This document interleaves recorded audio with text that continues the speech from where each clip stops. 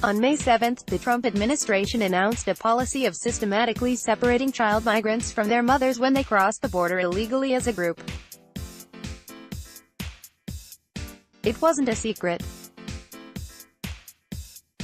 Attorney General Jeff Sessions, standing alongside Acting Director of Immigration and Customs Enforcement Thomas Homan, announced the change at a press conference in San Diego, California, clarifying that the federal government would now prosecute mothers who bring their children to the United States on criminal immigration charges while routing their children into the care of the Office of Refugee Resettlement.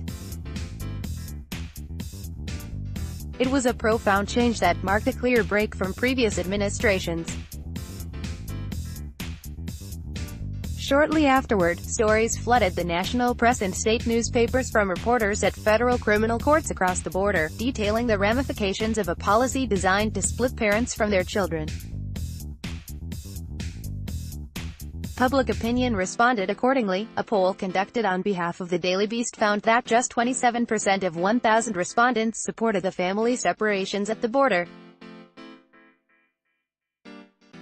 To beat back the steady stream of negative press, President Donald Trump, administration officials and a few hapless Republicans in Congress rattled off a series of talking points wildly untethered from reality. Here's a roundup of the bogus lines. Our hands are tied because of a court order. U.S. Speaker of the House Paul Ryan speaks to reporters at an enrollment ceremony for several House bills on Capitol Hill in Washington on May 24, 2018. House Speaker Paul Ryan, RWIS, got the ball rolling on Thursday when he said at a press conference that he personally disagreed with the family separations at the border, but implied that the Trump administration's hands were tied because of a court order. There is no court order mandating family separations at the border. The ruling to which Ryan was referring, a HuffPost reporter confirmed, was U.S. District Judge Dolly G's 2015 order requiring the federal government to release children from family immigrant detention centers within 20 days. The only thing the ruling does in the ongoing litigation over the 1997 Flores settlement, which in part regulates how child migrants are detained, is to keep immigration authorities from detaining migrant kids with their mothers indefinitely. Others have embraced Ryan's flagrantly false assertion. In a less noticed interview with Dallas public radio station KARA last week, U.S. Sen.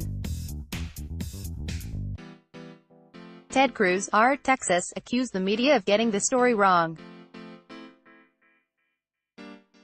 There's actually a court order that prevents keeping the kids with the parents when you put the parents in jail, Cruz said.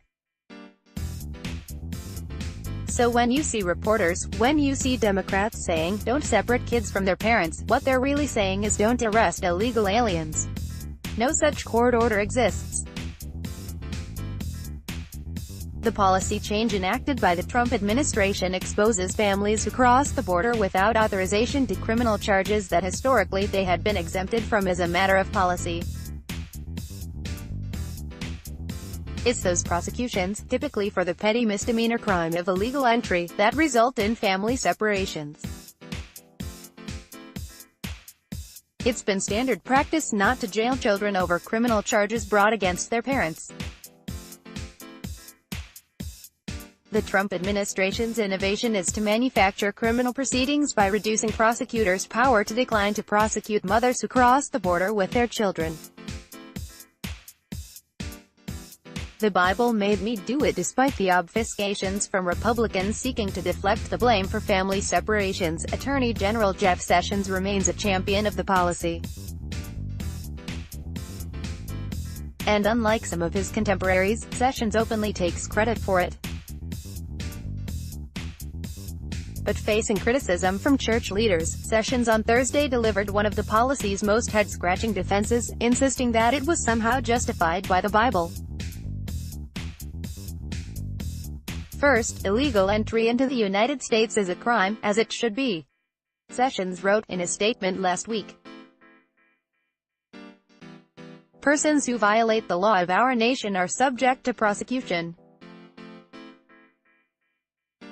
I would cite you to the Apostle Paul and his clear and wise command in Romans chapter 13, to obey the laws of the government because God has ordained them for the purpose of order. Although the comment may reflect honest spiritual beliefs, it could be used to justify quite literally any law or policy the Trump administration chooses to enforce, and it does so on the basis of personal religious opinion rather than an appeal to rationality or the reasonable use of limited prosecutorial resources. Actually, it's the Democrats' fault, then came Trump himself, who on Friday inexplicably cast the blame for the family separation policy he enacted on Democrats. "I hate the children being taken away," Trump told a group of reporters in Washington. "The Democrats have to change their law. That's their law. That's the Democrats' law. We can change it tonight. We can change it right now. You need their votes." Trump once again tries to blame Democrats for his own administration's policy of separating immigrant families at the border. "The Democrats have to change their law." Note, it is not a law. It is his administration's policy. Via Fox, picked out twitter.com/CNP56UARB, Kyle Griffin, at KyleGriffin1, June 15, 2018. The claim was patently absurd. The family separations, which numbered nearly 2,000 in the 6 weeks since Sessions officially enacted the policy, result exclusively from a choice made by the Trump administration. Democrats have nothing to do with it.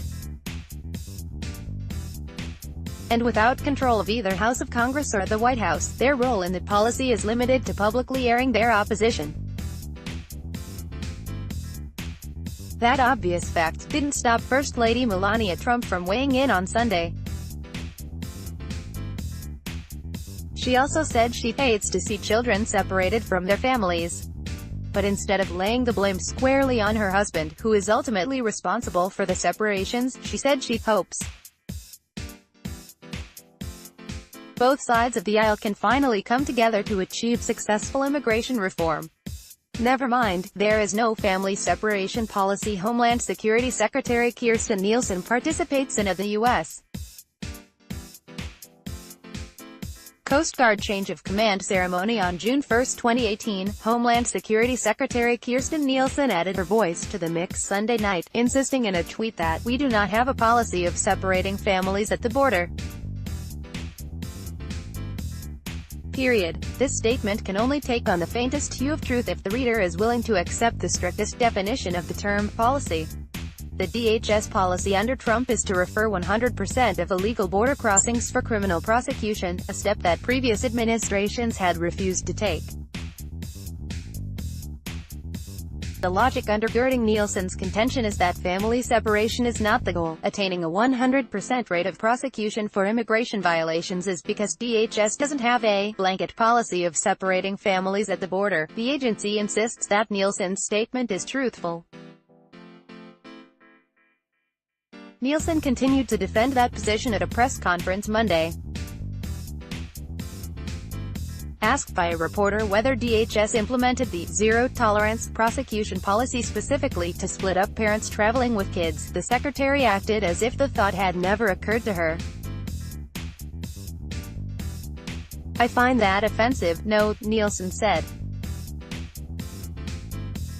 "Why would I ever create a policy that purposely does that?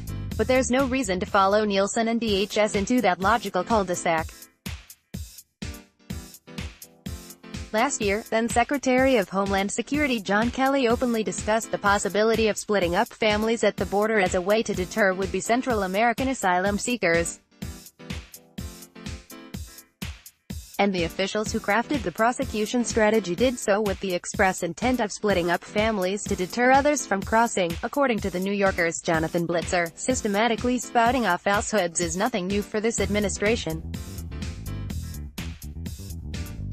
Trump has made some 3,251 false or misleading statements since taking office, according to The Washington Post.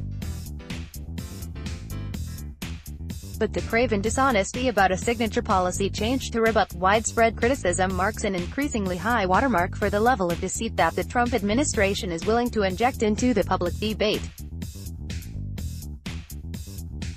The only charitable explanation for systematically peddling these falsehoods is that the officials charged with carrying out this policy, along with prominent Republicans who don't want to share the blame for it, simply have no idea what they've done. Perhaps they don't actually understand the implications of the court order in the Flores settlement, or they honestly believe that Democrats passed some unspecified law that forced the White House to crack down on families who cross the border without authorization. Maybe the teachings of the Bible tied their hands, as Sessions asserts. But the simplest answer is the most plausible. President Trump, House Speaker Ryan, Homeland Security Secretary Nielsen and the other prominent Republicans seeking to deflect the blame over family separations at the border know exactly what they're doing, and they know it's unpopular. And to shield themselves, they've resorted to flagrant dishonesty and cast themselves as victims of the press.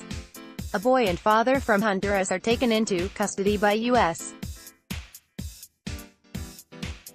Border Patrol agents near the U.S.-Mexico border on June 12, 2018, near Mission, Texas. The asylum seekers were then sent to a U.S. Customs and Border Protection (CBP) processing center for possible separation. Download. Do you have information you want to share with HuffPost? Here's how.